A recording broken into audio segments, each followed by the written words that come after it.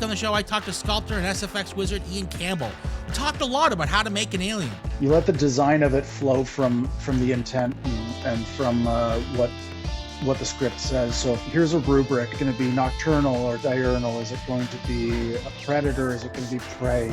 And why certain aliens feel realer than others. The reason the xenomorphs in Alien feel so terrifying is because they look like they work. And we tackle the age-old debate, is it really cheaper to do it in post? You're going to save yourself a lot of time and a lot of money, and everybody will be happier.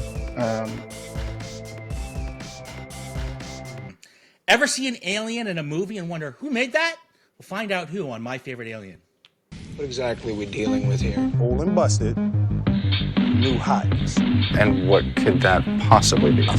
Alien. They do exist. You boys have been watching the X-Files too much. It is possible. Welcome to My Favorite Alien, the pop cultural podcast that plans to explore every movie alien until I either die or more likely give up. On a special episode of My Favorite Alien today, we're talking to Ian Campbell, an FX costumer, sculptor, painter, maker, and all-around cool guy. To show us how it all gets made, welcome to the show, Ian. Ian, how you doing today? I'm doing well. Thanks for having me. So let's just get right into it. Like, what got you into FX work to begin with? Were you always drawn to creature creation, and how did you get into it in the first place? So I kind of came to it in a bit of a roundabout way. I first off, I always loved movies. It's always been a motivating factor. I remember all my earliest times at the cinema and really loving every aspect of it and focusing on,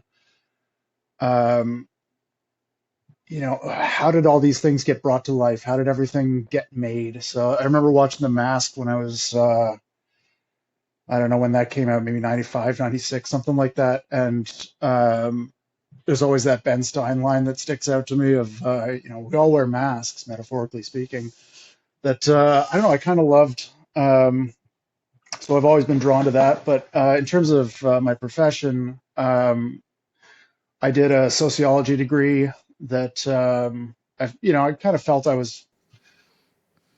I owed it to myself to go to university. Not entirely sure why. I haven't used the degree aside from just, processing the world around me. But as I was finishing up that degree, it's funny, I was on Adderall for years for my ADD. And throughout that, I'd always been an artist. I'd always done art. But during my time on Adderall, I'd only focused on sort of oil portraiture and black and white paintings and stuff like that. None of it particularly good, but it was muted and it was very thin in its artistic band. And as I came off Adderall, I started being pulled towards sculpture and that side of the art world. And I got into a YouTube rabbit hole of the making of documentaries for, Terminator and Predator and Jurassic Park and all the classics.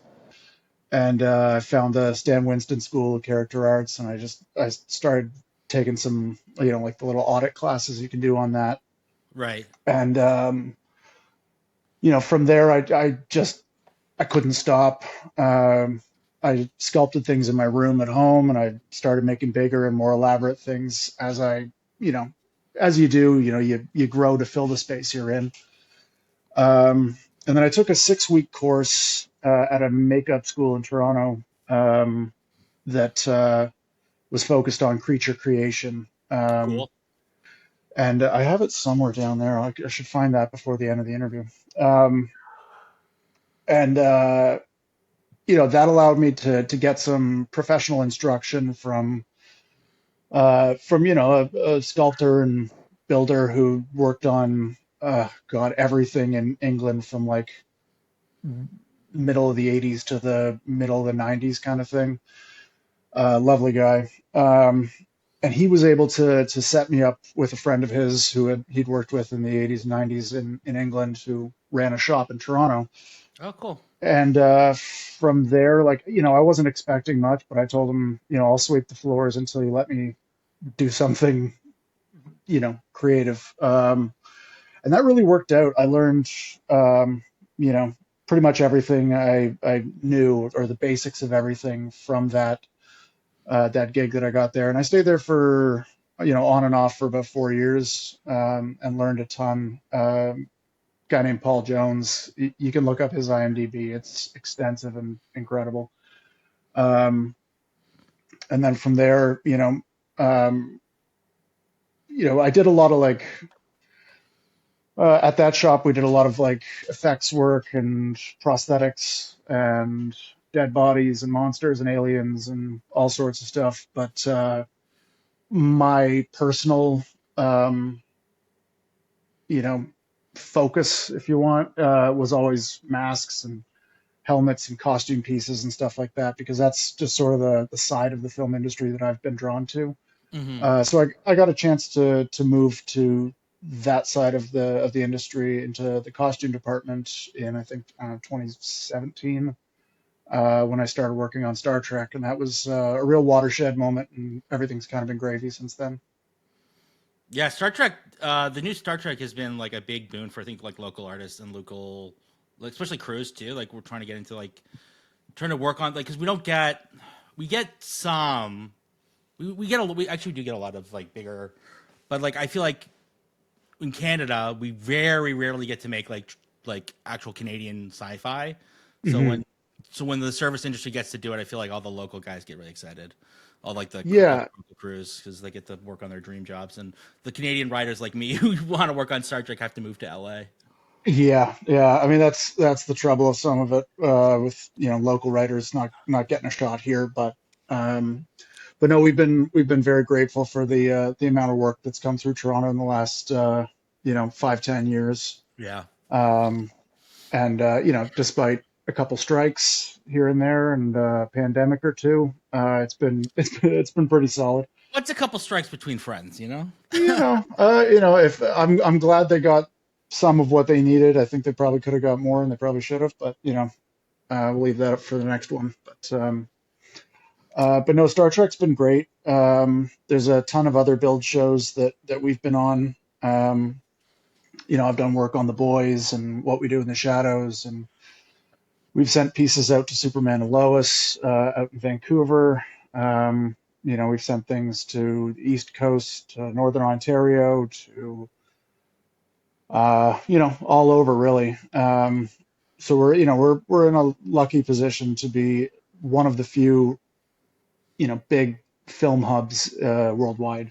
You know. Yeah, that's great. Um, Tell me about your work versus like your early work versus your work now. Like, what would you say is the biggest lessons learned in mastering your craft? So like I said, like my early work was a lot of, um, I wasn't in charge of the process of things. Right. It wasn't my shop. It wasn't my decisions. But I was actually really grateful for that, because I think if you jump full into the deep end early, without those years of guidance and without having that time to apprentice, that's sort of how I saw those years. Is like I was learning from somebody who truly is a master of his craft, like just genuinely somebody who knows what they're doing.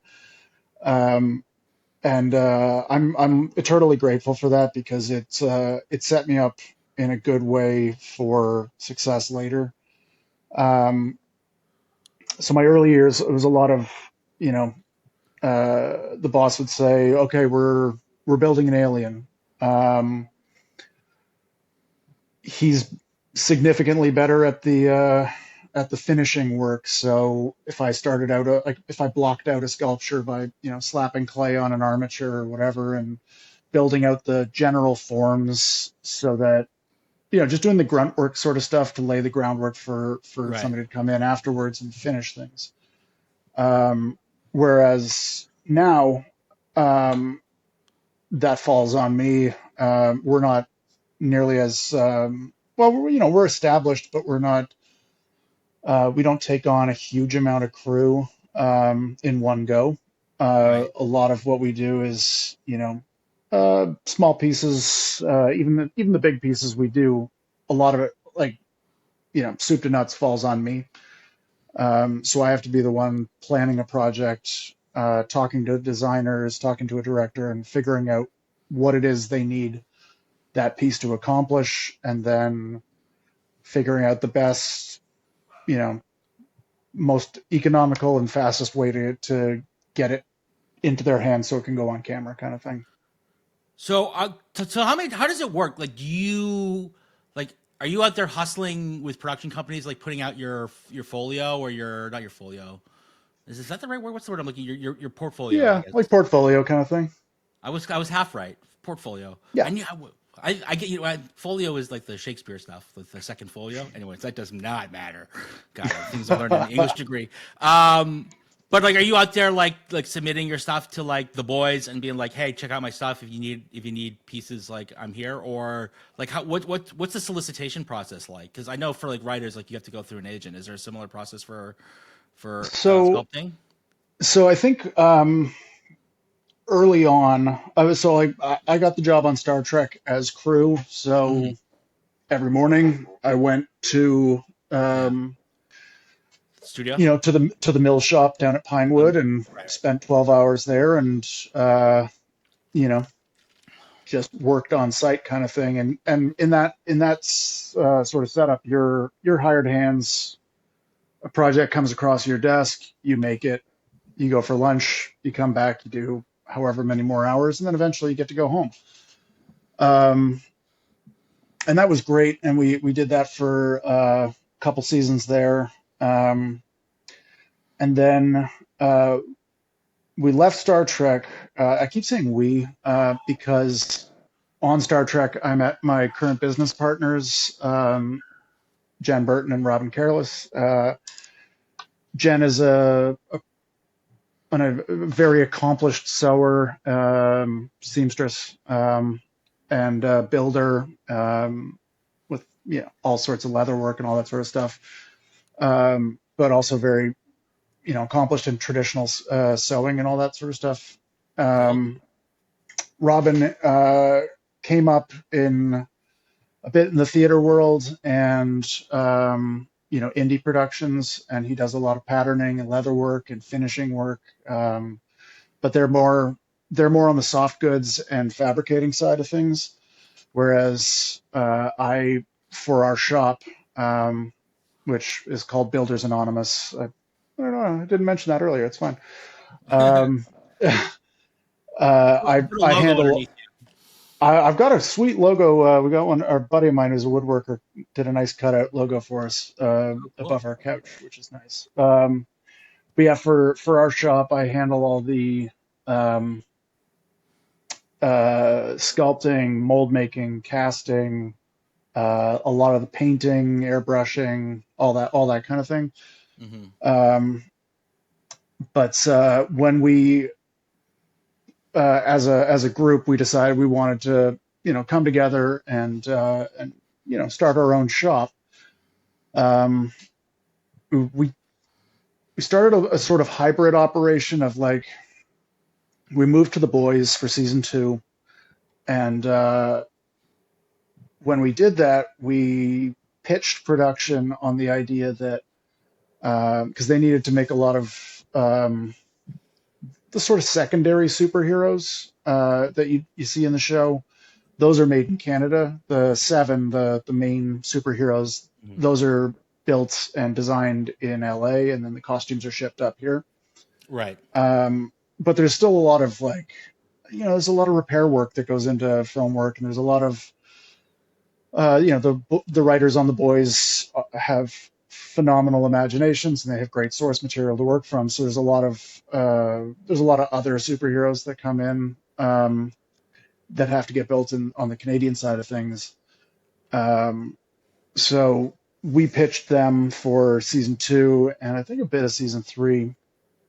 Though season three we did more prop things that we could cut down their costs in terms of setting up shop space, because it's an expensive thing to set up an effects shop. There's tables and extraction fans and a lot of infrastructure that goes into it.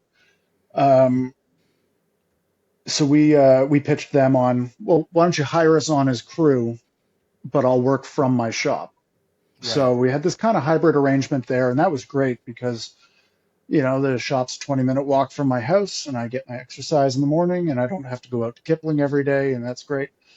Um, but as that progressed, and we did that on a couple shows. We did it on a show called C, which not enough people have seen, but it's a fun show with Jason Momoa and a Oh handful of yeah, others. It's great. Apple It was a TV. lot of fun, and we built some beautiful things on that show. Just a ton of really cool things that we were given the license to really stretch our wings from our designer on that. But we went from that hybrid. The track of it is we went from full crew to being a bit of a hybrid situation to now we just take contracts as they come to us instead of being hired on as crew.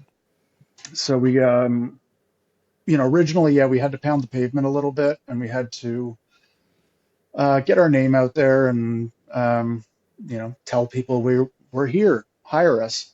Yeah. But at this point, we've done enough. We've done enough work around town for enough designers and prop masters and producers and directors and things that, it does sort of self-perpetuate a little bit. So, Yeah. we have a roster of people who come to us with things they need, and they know that our quality is good. So we get to keep working for them. And it's nice. You get to build relationships, and I get to sit in my nice space that I've cultivated to be as conducive as possible for creation. Yeah, it looks great. What? Well, we can either talk more about like craft, or we can talk about like get like. Let's talk about. Let's talk You about the drive the art. bus. Yeah, let's start. Let's talk about the art of making an alien. So when designing, so if you're designing an alien, like where would you start? Like the anatomy, texture, like what's the most important fundamental Um, that you start with? so I think it all comes from the writing. It comes from what's in the script, and a lot of this is there's always an intermediary before it gets to my desk, and that intermediary is usually the designer or a producer or director, or somebody that has that overarching vision of what they want and what they want to see on screen. Sometimes it needs a little bit of help, a little bit of input from from somebody like me or any other FX builder or sculptor or whomever to take the abstract, take what's written on the page or what somebody's told you, and translate it to the physical form. Um, but it's a lot of collaboration. It's a lot of talking through of things. But when it comes to like aliens and things like that, there's so many people who've spoken on this really nicely. Neville Page is one of those guys. He's a creature creator and designer. He's been around for ages. And he talks about how Hold on a you sec. need to. Rosie, shut the fuck up! It's my dog. Yeah. Can you hear her? Um, yeah. It's all Oh, right. you can't hear her? Okay, that's great. No, I heard her. Yeah. That's great. I want you to hear her. um. Anyway, yeah, you kind of let the design of it flow from the intent and from what the script says. So if one of the things we did in the creature creation course that I took, it's a lot of C sounds there or K sounds. Um, we had to when we were creating our own creatures, our professor was like, oh, okay, here's a rubric. I want you to think about all these things in terms of what your creature is going to be. Is it going to be nocturnal or diurnal? Is it going to be a predator? Is it going to be prey? Is it going to be mammalian or reptilian? Yeah, and as you start establishing those things, each of Hmm. those has an associated form language that comes with it. Right. So you look to nature. I have a whole. I built a shelf on our in our shop here, just full of reference books, anatomy books, nature photography, nature anatomy books, all that sort of stuff. Because you know, the aliens that never work, the monsters that never work fully on screen, are the ones that, our eyes understand nature better than our brains do at first blush. So if there's if there's bone where there shouldn't be, or there's horns where there shouldn't be, or Right. if the eyes don't work, if placement is wrong, we inherently understand. We know what a predator looks like. We know what prey looks like. We know how muscles should work. We know what faces look like, and we can process that more easily if they feel natural. So when you're sculpting something, if you're just kind of starting with the big idea as opposed to building it from the inside out, you're laying on your clay in specific forms to draw the eye to specific muscle groups, and to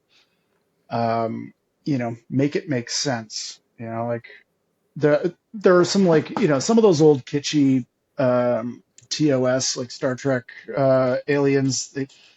I don't think some of them don't make sense, but then later when they're slightly reimagined by later sculptors, because the idea works a little bit, but the actual sculpture, just because of time or budget constraints, or the fact that it was the 60s, they couldn't Right. get things as tight as they wanted, whatever. Um, but those things develop over time, and then we kind of, you can refine an idea, or you can hone in on exactly what it is and what you want it to be. But it really is that collaboration, that discussion with your designer, and with your or through the writers, or through the script, that allows you to see what they're going for, and then help them create that vision.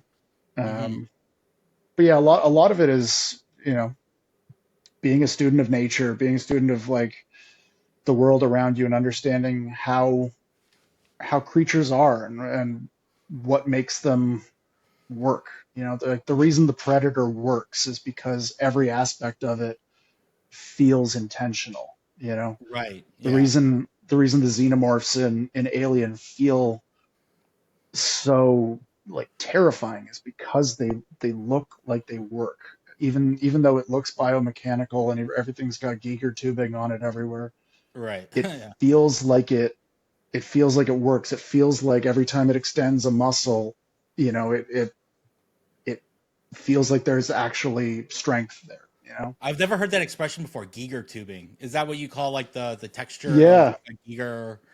I had Uh, some kicking around, but yeah, the ridged stuff, the yeah. stuff you put around cables, yeah, industry term is Geiger tubing. I love that. Yeah, Of course, I pronounce it Geiger. yeah, I'm sure I pronounce it wrong, but No, no, no, no, I'm kidding. I'm kidding. I'm fucking with you. in the original German, or was he Yeah. Swiss? I I can't think remember. he's Swiss or Sweden. I just had this conversation on Saturday with a different person about we were talking about the xenomorphs on the show, Yeah, and well, I just could not remember. I can't remember if it's Sweden or Swiss. It's one. It's either Swiss or Sweden. I'm gonna put my money on Swiss. I think you're right because I think I remember being like making a neutral joke at some point, but that might have been Hmm. like maybe they're not neutral. Maybe he's not neutral. That's why he's Swedish. I can't go with it. Um, I know you. The idea is obviously to have both, but if you had to pick one, what's more important in a creature: believability or originality? Um, I think believability. Um, Originality is great. It's um, it's always a thrill to see something that hasn't been done before. Uh, but um, But if it makes no sense, like what's the point, right? there's a trueness, and a grounded nature that you only get with something that you can believe, right? Yeah. If you've got an alien whose head is floating above their shoulders, it's cool, but does it make sense?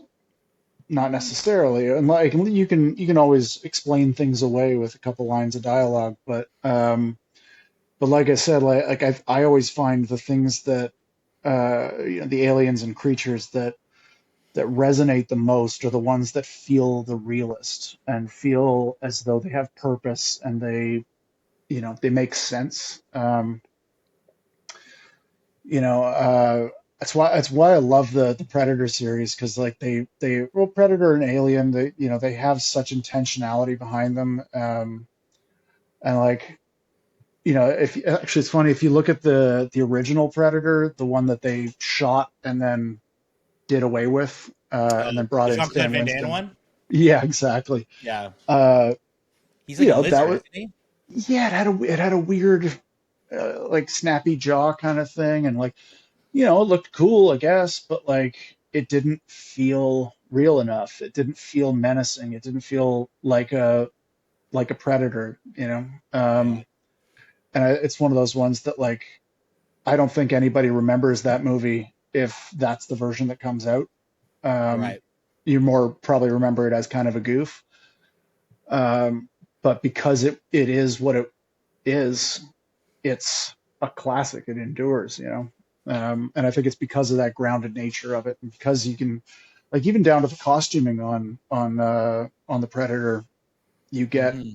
you get this intentionality and this grounded nature of like, Yeah, purpose you built, know, right? Like everything why, has its yeah, you. why is he wearing the things he's wearing? Why does he have mesh on? Because he's rad, He's a Because bit of he's a a gay show off. daddy. He's a gay Yeah, daddy. he's hell yeah. He's got his pierced nipples out. You know, Getting he's out on the town doing some this. weird tan lines. Getting some very weird tan lines. Oh my god. Oh boy. um, what's a detail that most people don't notice in alien designs? Like what are the things that most people overlook in an alien creature? Fictional, obviously. I look at things that um, increasingly I'd say in the last like I don't know, 15 years kind of thing, since we started designing things more in the digital world. Yeah. um, there's a busyness to a lot of creatures that or creatures and aliens. I kind of use those terms interchangeably at times. Um, that you can run away with it a little bit on a computer, because it's so easy. Every brush stroke, you can just go whap whap whap whap whap and create a massive amount of change in a short amount of time. Right. And like this, none of this is to besmirch digital artists. It is absolutely an excellent skill and an incredible and invaluable thing that the industry's benefited from. Like, I'm not possessed of that skill, so that's just where we're at with it. But I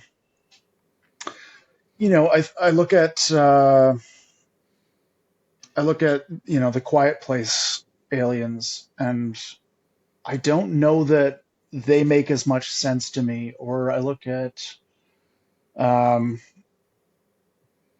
I don't know, they all, like, there's a handful of them that start to sort of meld, and there's a similarity to them, and we want to have it's the originality versus intentionality kind of thing. But yeah, I think there's a busyness that can happen with things that are created in Blender or ZBrush or whatever, um, that I think might get flattened out and simplified in a clay sculpt. Right. What the fuck? Well, Whew. what was that? A giant icicle just fell off the roof outside. Crazy. Holy Moses! It's been happening all week with the heat going up. Whew. Get rid of that snow, man. There's so much snow, and I didn't really shovel my driveway too well, so it was kind of like I was kind of like driving like this in and out of my parking Yeah. spot and everything, trying to get over the snow, and then Well, now we it's can't melting. So fine, we can't even get out there anymore, because that's sort of not space for us. So we just kind of right? it just accumulates and melts, and we hope we don't die. Uh, Um, yeah. yeah, Uh, anything else or yeah. I mean, I don't know. I always like thinking about, um, I focus on the locomotion of creatures. I love how things move. So yeah, when you see shoulders roll like you ever watch a cheetah walk? You just see the shoulder Yeah. blades just pop up and down. I love that kind of stuff. I love having to guess whether it's a practical creature or a digital stand-in kind of thing. Right. And if you can make me guess or have to guess, you've done a wonderful job with it. But I love something that's on set, something that is physical and there and painted and ready for an actor to interact with. Because I think you get a better performance out of the actor. I think it is appreciated more on screen by the audience if there's, again, it goes back to our eyes and our brains see what's real, and Right. you can perceive danger more if something is real and right there in front of you. Can you So settle I this don't know, debate those for are the me? things I think about. Can you settle this debate for me? Is it really cheaper to do it in post? Like to do I, it in I CG? so I think it depends. I think um, we ran into this last year with we were doing some work on a show for set deck. So we were building a lot of weird silicone stuff that was just ambient background things. It was Yeah. important to the scene. It hasn't come out yet, so I can't really tell you the names. But we were having a discussion with the set deck um, designer. If that term, I think. Anyway, he was talking about how he's like they're gonna none of the top of them are gonna be seen on screen. Uh, but if on the day somebody decides, hey, what if we look up? Let's get a different camera angle of this. Hmm. He's like, it's gonna screw us, and it'll cost $250,000 in post. But if I, pay you guys, whatever, I have no idea what it costs. I don't know, say 10 grand to make something now, even if it doesn't get shot, you're covered, and then Right. you don't have to do it later. So I think fixing it in post needs to be for things that you can't fix ahead of time. I think a lot of it has to be, and so much of film is planning ahead and seeing where your speed bumps are going to be. Right. Um, but if you can plan ahead and you can head things off at the pass um, before they become a problem, you're going to save yourself a lot of time and a lot of money, and everybody will be happier. Um, For and then sure. you don't fall into those crunch days for VFX guys who you know sit 13 or 14 hours at their rig every day and have to I'm you know told they like that though. I'm told they really like when they I'm told they love it. Yeah, everybody why loves it. else would they do it? I don't understand why they would do it unless they love doing 14-hour days. 14-hour days are hard. I've done them. We did weeks on end of them on Star Trek, and it's grinding, and it's tough to stop being tired. Even Yeah. if you get a month off, it's tough to stop being tired.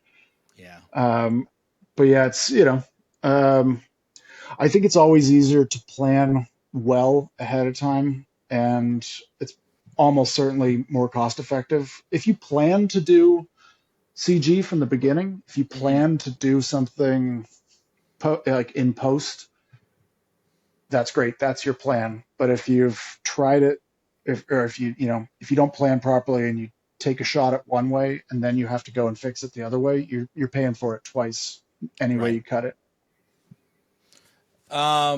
Is there an alien or creature or whatever that you've worked on that you had to like scrap completely and start over?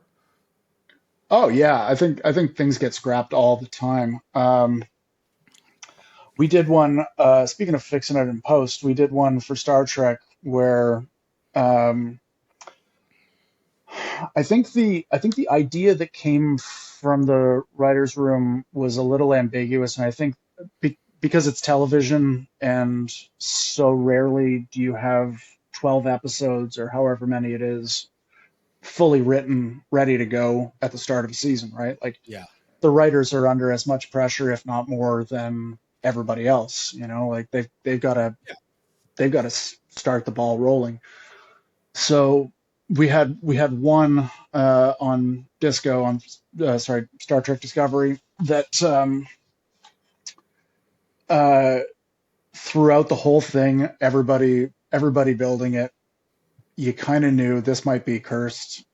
This probably isn't going to go great. It just felt like we were building a camel, like we were not building a thoroughbred horse. Right.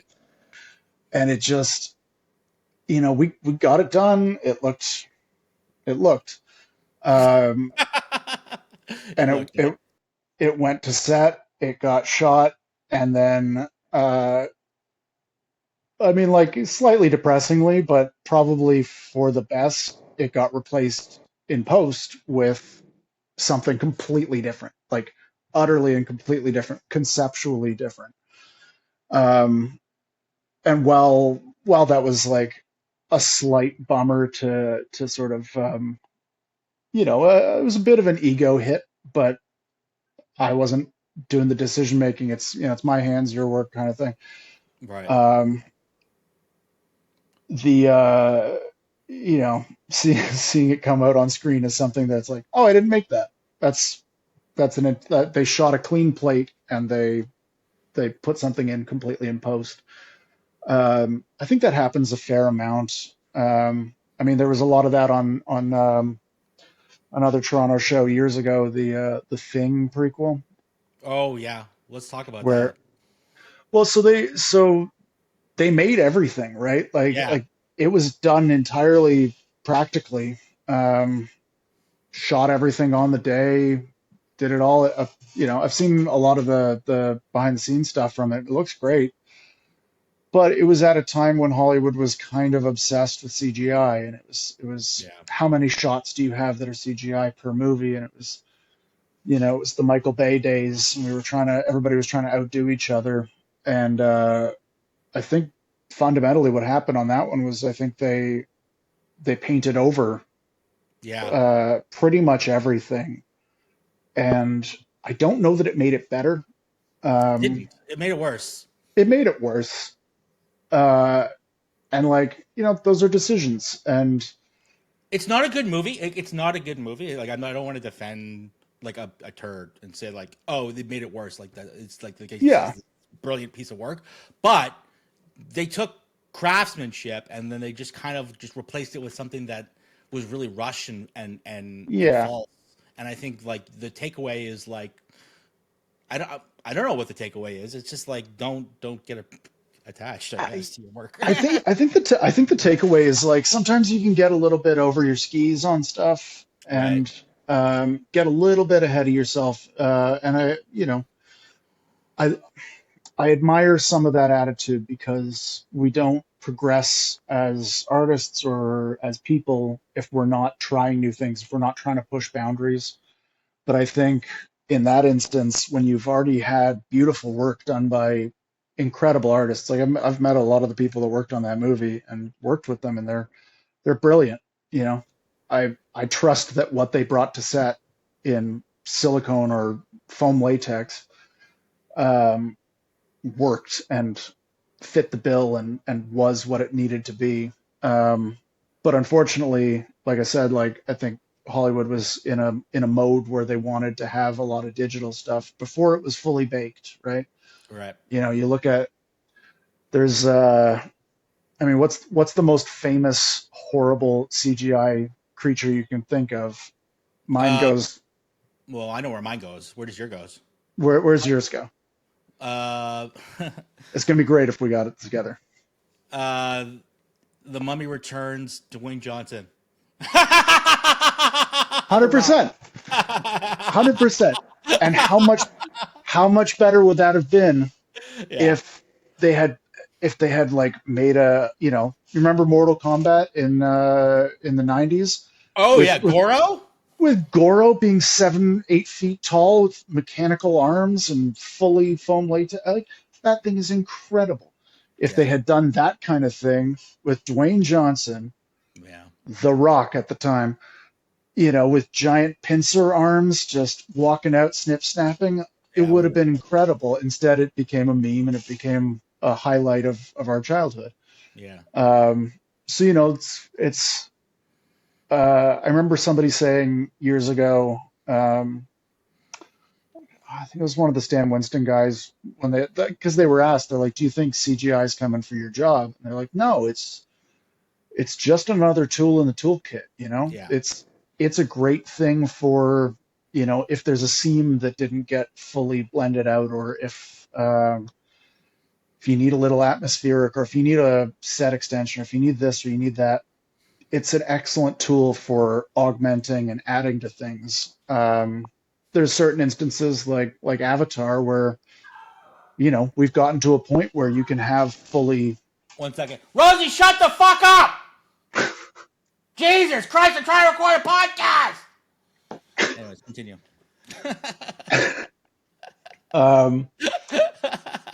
That was pretty great. She doesn't need to speak English, so I don't know what I'm doing. She gets the message. It's fine.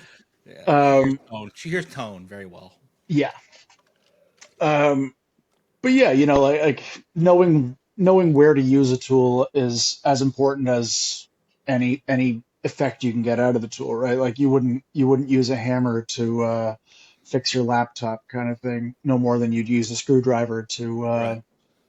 I don't know, weld something. Yeah. It's just the right tool for the right job kind of thing. So let me ask you this about cosplaying. Yeah, Because a lot of cosplayers take inspiration from movies, obviously. I mean, they yeah. take. Uh, what do you think is the biggest challenge in maybe translating a movie Alien or in general into something wearable for cosplay? Are there any tricks from FX costuming that cosplayers should know? Yeah. Um, One of my business partner, Robin, and we judged the World Cosplay Championships in Chicago a couple of years ago. Oh, cool. It was a phenomenal experience, and we got to meet some truly incredible artists. Like I have nothing but love in my heart for cosplay in that world. Um, it's brilliant to see the innovation that they've been able to do because you know I'm sitting in a privileged position as somebody who's in the film industry. Job security through a union, and when we're working on a show, there's money behind it, right? Hmm. We have infrastructure, we have a big space custom made to facilitate making things, right? Like we do it purpose built. Uh, but cosplayers, by and large, are doing it in their bedrooms, in their spare room, their kitchen table, their backyard, their garage, whatever. And they do it on a shoestring budget, right? So it's made out of yoga mats and spray foam or this and that and this and that.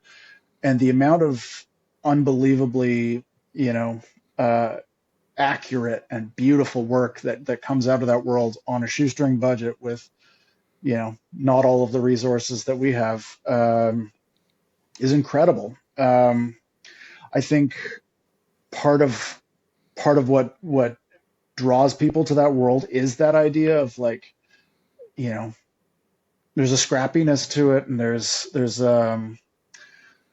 uh, there's I think inside every cosplayer who's truly building their costumes, there's something of an inventor, there's something of a a mad scientist kind of thing, because they come up with brilliant workarounds for how to make things. You know,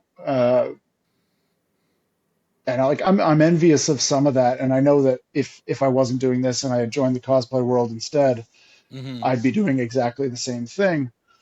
Um, but it's wonderful. And every time we go and we hang out at we were at New York Comic Con last year, and some of the cosplays we saw were phenomenal, and they were brilliant and so well thought out. Um, I don't know that there's too much um, I can suggest to cosplayers, because I think so much of the joy of it is figuring it out on your own and doing that. Um, meticulous research online and studying screen grabs and freeze framing Right. things and all that. But what we do like to do when we go to cosplay events like that is to um, really drive home that just because you can buy it on the shelf or just because it's commercially available doesn't mean it's safe to do at home. So we're constantly trying to say like, you know, yeah, Plasti Dip is great for sealing your cosplay foam, but it's also like really poisonous. So like protect yourself, right? That's part of the beauty of having a place like this is that I built a spray booth and it's, it keeps us safe and we have respirators and we keep ourselves safe in that regard. Um, but you know, if you're at home, like the number of people I've heard who, they're spray painting in their bathroom, but they have the fan on and that keeps them safe. It's like, well, it doesn't, but like your art should never cost you your life, so you got to be a little bit precious with it. Um, but no, one of the things we do at the at Comic Cons and things like that is we'll have we'll set up a booth or a room or whatever, and we'll do consultations. So we'll have you know 50 people in an hour or whatever it is come through and be like, I have this problem with my cosplay. I weight distribution is a problem, and then we'll use our collective brain and um, give them the experience that we've had with something similar, or we'll look up a product and be like, this is what you need, or this is how you should be thinking about that problem. Um, and a lot of it is just because I've seen more behind the scenes things than they have, or I've worked on more shows than they have, and um, you have that history, you have that experience, and if you can pass that along to people, it's great. Um, but no, what I love about cosplay is that it is so independent, and people find their own way to create something beautiful out of nothing, out of Yeah. things they got at Home Depot. Hmm. It's fantastic, really. Yeah. There's some of the things I've seen on the internet are insane. And Hmm. like, and it's just like, and then they're on to the next. Like, if I built something as detailed and insane as they did, I would be wearing it every day. And I guess that's not really practical. Well, it is more practical for me because I don't really have anywhere to be because I'm a writer, right? So I live Yeah, So it's just like it'd be just me like walking my dog in like cosplay, like dressed as Sam Wilson, or maybe yeah. I should pick a black guy. I should pick maybe me dressed as who's a good Marvel guy? Yeah, Steve Rogers, why not? Moon Knight. Moon Moon Knight. Knight. Yeah.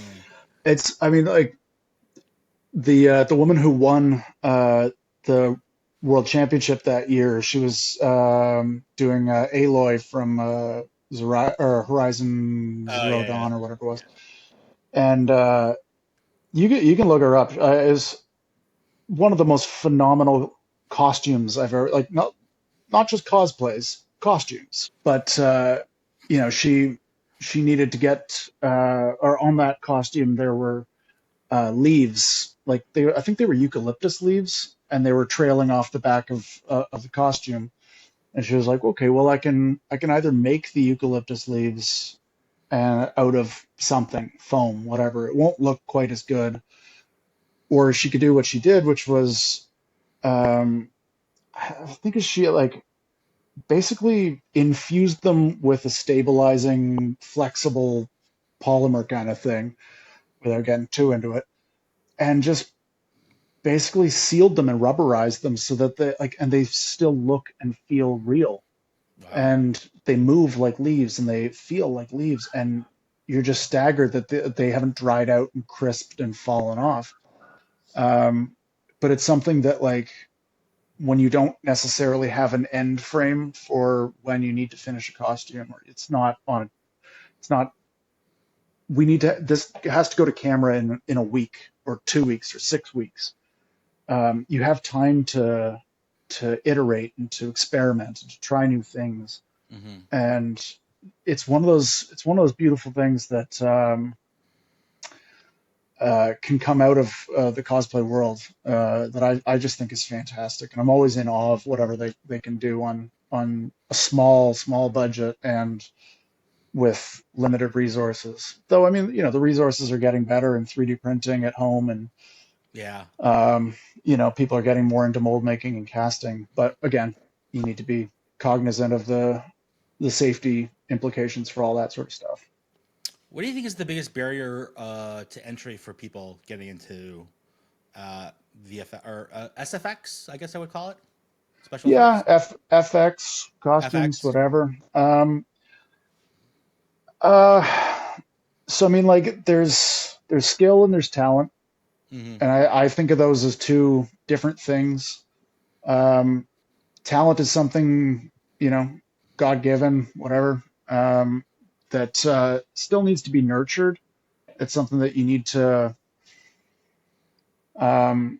work on. You need to feed.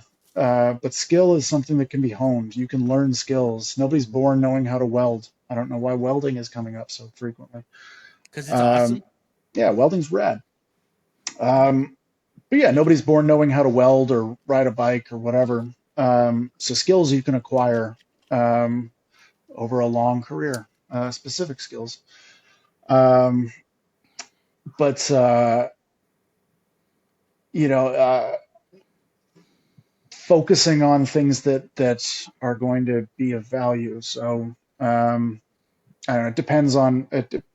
It varies department to department. Right. But specifically with my world, like, when I started, I didn't really know how to do mold making, but I had to learn. And it's a repeatable skill. You can mold things in your house. You can learn how to do it. You can just keep, um, you can keep getting better at things. You can keep trying, and every time you try something, you learn something. You fail, you learn something. You succeed, you learn something. So all of that is incredibly important, and it's important to not let failure dissuade you from trying again. Um, but there are other obstacles. Obviously, the products that we use can be expensive. The safety precautions can be expensive. Space is at a premium. Not everybody has a spare room or a workshop they can go to, or an outside area where they can spray paint, whatever. Um, and then there are sort of structural and systemic barriers that keep people out of things. Art is a luxury to a lot of people. If you're working full time and you're paycheck to paycheck, it's tough to find time in your day to, um, you know, be artistic and do do things that aren't driven towards paying bills. Um, and then there are other sort of little catch 22s of, you need experience to get into a union, but you can't get into a union unless you have experience. And Yeah. then, um, it's, oh, I want to work on indie films, but I don't know anybody in indie films. So a lot of it is pounding the pavement, cold calling, sending emails, telling people that like, I don't want to sound like, your boomer uncle, and say like, oh, I offered to sweep the floors, but there's a bit of that there, just kind of by the nature of things. Like, you have to show somebody that you have a good attitude and, um, the drive to continue doing it, to show up every day and to put the work in. Um, God, I sound like a boomer. It's crazy. Um, You are a boomer. Look at that beard. that's devastating news. Um, but no, I mean, like, the one of the things I've learned uh, throughout my career, and honestly throughout life, is that people would so much rather hang out with somebody who's nice. You know, Yeah. uh, I have gotten jobs over people who are more talented than me, more skilled than me, because I'm I make an effort to be pleasant to be around, kind of thing. Um, Being a dick doesn't get you too far in the world. It'll get you to a certain point, but then, if there's two things or two people that are like relatively equally qualified, Hmm. Yeah. and one of them's a pleasure to work with, and the other one's kind of a knob. I know who I want to spend 8 hours or 10 hours or 12 or 14 hours a day with.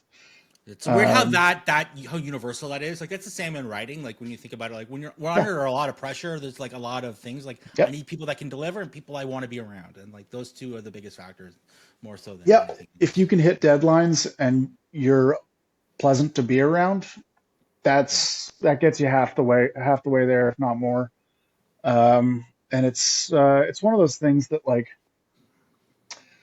uh, I feel really um, I don't know I don't know if blessed is the right word, but like I'm at a point in my career where I'm taking on apprentices, and here and there, it's not something I necessarily seek out, but if I go to Fan Expo and some like I always talk to people and I encourage people to keep up with art and keep up with their creative endeavors.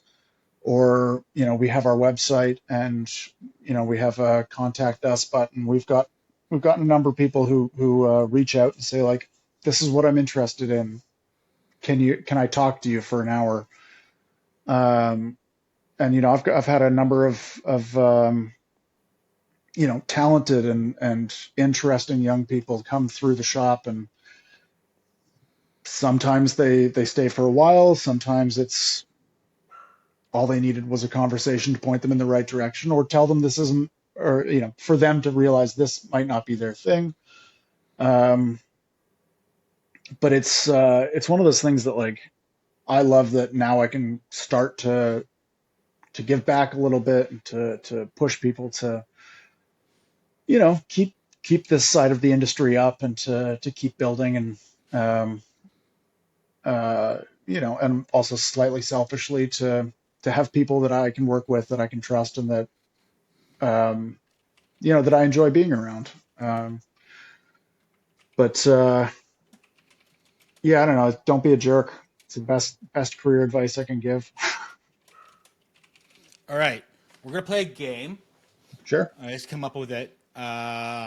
Called Yay or Nay. I'm just gonna give you rapid fire. I'm gonna give you a bunch of aliens, and you tell me yay or nay, and give me your pick. You're not Okay. your pick. Your shtick. Your. So we're gonna start off easy. Xenomorph. Yay. Yay. 100%. Okay.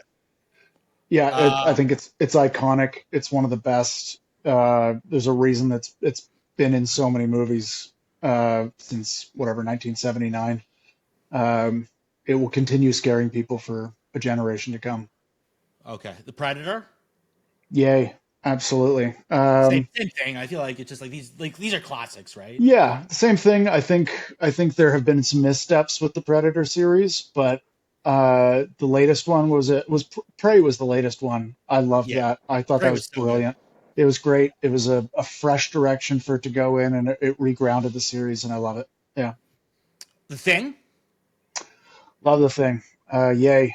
Um, I think it's one of those ones that doesn't need to be expanded on. I think it's as a bottle episode, that first movie was perfect in every way and stands the test of time. It's still scary. It's still fun. And Kurt Russell's still rad. Yeah. McCready. The Prawns from District 9. Yay for District 9. I thought it was fantastic. It's one of those ones that doesn't need a sequel, that was visually interesting, was beautiful. It was surprisingly human in the way that, prawns, I never would have thought they could have been. But yeah, it was a brilliant movie. Loved it. Yoga. Yoda slash Grogu. I mean, again, yay, they're classics. The original Yoda being such an iconic character that again, was it's hard to make you you know uh, feel that a 3 foot tall little goofball is you know I don't know, such a powerful and like interesting character. And I was really happy that when they did the Grogu thing, they that so much of it was practical, and that um, it wasn't just a CG fest. Because I think it helps to have something on set. And I think, especially in that Star Wars tradition of, making the aliens for real, I think that really helped. Sorry, I just have to. I'm using ChatGPT to generate this list of aliens, and I realized they're all yays. Like these are Yeah. all great. They're all like they're the and like it's the same. All right, these are all yays. Don't break it Yeah. down by yay or nay. Oh my god. Find me a nay. Name Mac from Mac and Me. I don't know that I've ever seen Mac and Me all the way through. And for that reason, it's probably a nay. But maybe I'll put it on my to watch list and get you a better answer next time. The Gorn. I like the Gorn, but they're kind of Gorn. cheesy. They're like the lizards. Oh, That from you like fight. Land of the Lost. No, from Star Trek. Oh, To, right. Yeah, the big Rubber lizard lizard. guy Yeah, hitting it with the big rock. yeah. Yeah, Hit me that was with a big rock, fire away. Sorry. um yeah, the Gorn's rad. On Discovery, my old boss made a Gorn skeleton for, I think it was Pike had like a cabinet of curiosities or something like that, and Right. there was a Gorn skull in it, so it was kind of fun thing to hold in my hands at one point. That was kind of cool. Thanos. Yeah, Thanos is rad. I mean, He's a, I feel like that first time we saw Thanos, with the like turn around in the chair thing, that was a practical effect, and I liked that look. I think they made him a little too soft and a little too humanoidy. he's a Um, little too much like James Brolin. yeah, it just kind of looks like James Right. Brolin, Yeah. which, fine, he's a handsome guy. But you Shut know, the fuck up! Okay, that worked. okay. Oh,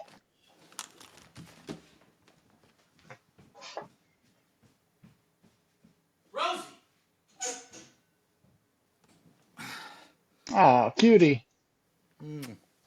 This is Rosie. Hi, Rosie. Okay, what about the Zerg from StarCraft? The Not big Zerg. StarCraft.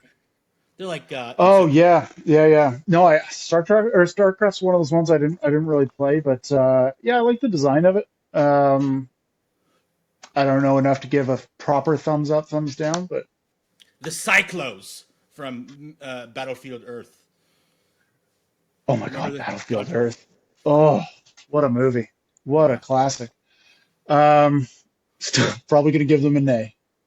All right, good call. All right, that'll do for that. That's it. Yeah. All right, we played a game on this show called. I'm gonna put Rosie down. Uh, Mary Probe. I'm sorry, Mary Probe Kill. Nearly pro kill. Nearly pro kill. Okay, Mhm. Xenomorph, Predator, the Thing. You gotta pick. You gotta Mary Probe Kill. Jeez. Honestly, I think that order might be the best. I think I'd marry the xenomorph. I Wow. think I'd probe the predator, and I think I'd have to kill the thing. Wow. It's true. That's devastating. You know, that's just picking between your favorites. That's tough.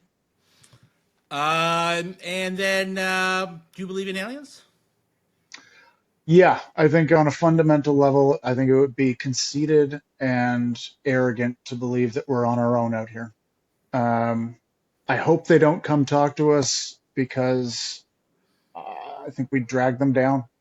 You know, I've never heard that before. I've asked a lot of if people if they believe in aliens. The first person to be like, I feel like we'd fuck them up. well, I mean, look, if they're smart enough to travel all the way to us, Yeah, what they are got we nothing. gonna offer them? Yeah. We're gonna read them some Chaucer and tell them we're rad? No, we're gonna probably shoot at them like idiots. No, I think they'd be well advised to steer clear. For sure. Yeah. Well, on that note, it's been an excellent conversation. I keep always doing this. I know. I've been doing it the whole time. I keep putting my head out of frame. That's going to do it for today's show. If you enjoyed what you listened to, please leave us a review.